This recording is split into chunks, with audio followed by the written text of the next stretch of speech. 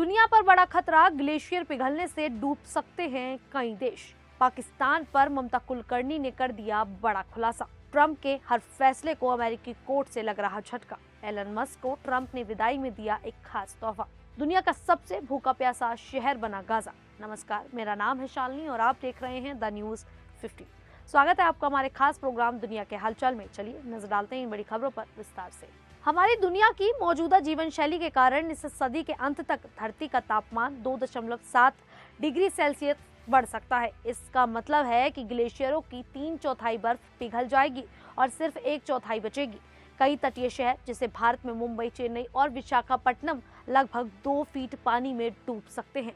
Science पत्रिका की एक रिसर्च में यह चेतावनी दी गई है। हाल ही में स्विट्जरलैंड में एक ग्लेशियर टूटने से ब्लैटन गांव में भारी तबाही हुई। बर्फ का तूफान गांव पर गिरा जिससे 90% गांव बर्बाद हो गया।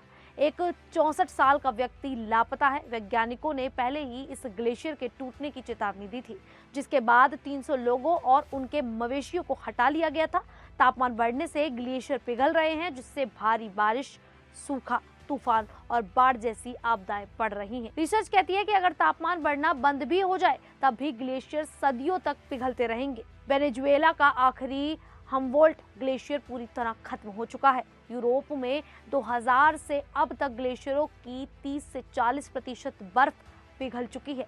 ग्लेशियरों के पिघलने से समुद्र का जल स्तर बढ़ रहा है। 2000 से 2023 तक ये 18 मिलीमीटर बढ़ा है और 2040 तक 32 से 67 मिलीमीटर तक बढ़ सकता है। इससे भारत, बांग्लादेश और चीन के तटीय इलाकों में लाखों लोग प्रभावित होंगे। इंडोनेशिया की राजधानी जकार्ता हर साल 5 से 10 सेंटीमीटर डूब रही है और 2050 तक इसका ज्यादा हिस्सा पानी में होगा। हमारी जीवन शैली धरती को गर्म कर रही है, जिससे पानी और अनाज की कमी का खतरा बढ़ रहा है। वहीं बॉलीवुड अभिनेत्री से साध्वी बनी ममता कुलकर्णी ने हाल ही में मुसलमानों, ऑपरेशन सिंदूर, राहुल गांधी और शशि थरूर को लेकर बड़ा बयान दिया।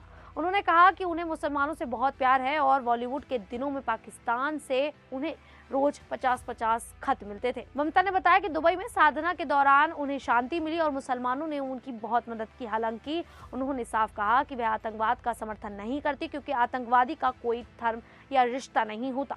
ममता को प्रयागराज महाकुंभ में किन्नर अखाड़े की महामंडलेश्वर बनाया गया था। बाद में उन्हें इस पद से इस्तीफा देना पड़ा, लेकिन फिर दोबारा ये जिम्मेदारी संभाली। ऑपरेशन सिंदूर पर बात करते हुए ममता ने कांग्रेस नेता राहुल गांधी पर तंज कसा। उन्होंने कहा कि अगर राहुल गांधी को सबूत चाहिए तो वह 10 दिन के लिए पाकिस्तान जाएं और वहां का हाल देखें। ममता ने कहा कि भारत ने जो करना था वह कर दिखाया है। साथ ही उन्होंने शशि थरूर की तारीफ की और उन्हें एक अच्छा इंसान बताया। ममता ने यह भी स्पष्ट कर दिया कि उनकी राजनीति में आने की कोई योजना नहीं है। वहीं अमेरिकी राष्ट्रपति डोनाल्ड ट्रंप के कई फैसलों को अमेरिकी अदालतों ने रोक दिया है। ताजा मामले में ट्रंप ने सैकड़ों सरकारी कर्मचारियों को नौकरी से निकालने का आदेश दिया था, लेकिन कैलिफोर्निया की जज सुसान इल्स्टन ने इस पर रोक लगा दी है। 9वीं सर्किट अपीलीय अदालत ने भी शुक्रवार को इस रोक को बरकरार रखा, जिससे ट्रंप की योजना को बड़ा झटका लगा। अदालत का कहना है कि कर्मचारियों की छंटनी से खाद्य सुरक्षा और पूर्व सैनिकों की देखभाल पर बुरा असर पड़ सकता है। ट्रंप ने दावा किया था कि उन्हें सरकार को छोटा करने का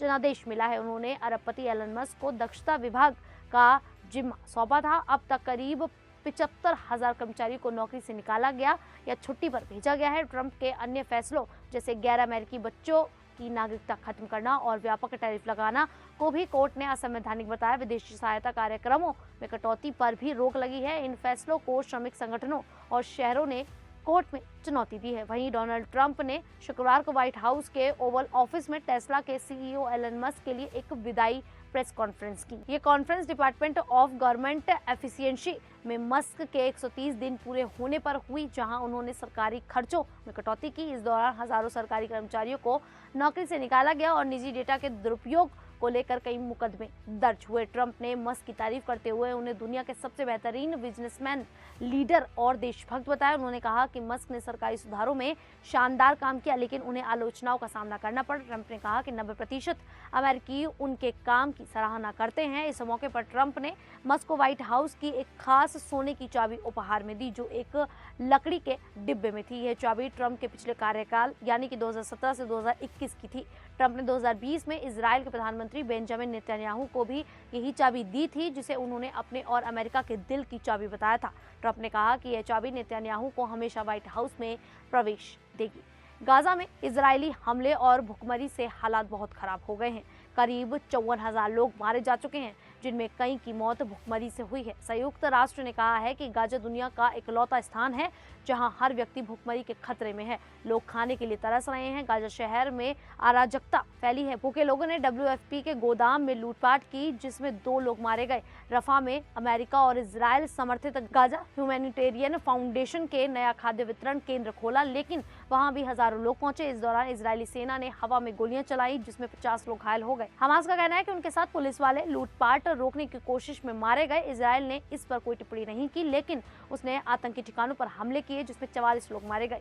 GHF ने गुरुवार को 17,280 खाद्य डिब्बे बांटे, जो करीब 10 लाख भोजन के बराबर था, लेकिन UN ने GHF के साथ काम करने से मना कर दिया क्योंकि प्रणाली भुखमरी को और बढ़ा रही थी। अमेरिका और इजराइल का दावा है कि हमास को सहायता हड़पने से रोकता है। अब गाजा में जिस तरीके से भुखमरी के हालात बन रहे हैं, इसको लेकर आप लोगों की क्या राय है, आप हमें कमेंट करके जरूर बताइएगा। फिलहाल अभी के लिए इतना ही। फिर हाजिर होंगे ऐसी ही देश और दुनिया से जुड़ी बड़ी खबरों के साथ। तब तक के लिए देखते रहिए द न्यूज़ 15।